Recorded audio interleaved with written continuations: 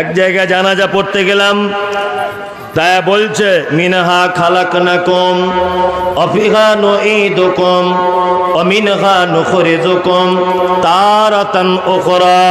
সবাই এই দোয়া বলে মাটি দেন। আমি পিছনে দাঁড়িয়ে বলে দিয়েছি, দয়া করে কেউ এই দোয়া বলে দেবেন না, বিসমিল্লাহ বলে দেন। তখন লোকটা আমাকে বলছে, এই বিয়াদব, আমাকে বলছে বিয়াদব। বলছি কেন বিয়াদব কেন? বলছে কোরআনের আয়াত বলে মাটি দিবে, তোমার অসুবিধা কোথায়? আমাকে বলছে।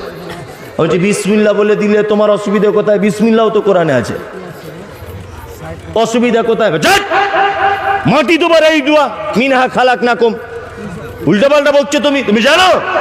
আমি বললাম আমি 10-15 বছর মাদ্রাসায় পড়লাম, আমি জানি না, আর তুমি চাষি লোক মাঠে নাঙল চালাও, তুমি জানো মিনহা খালাকনাকুম কাকে বলে? বলছে কোরআন আয়াত বললে অসুবিধা কি? ওই পাগল কথা।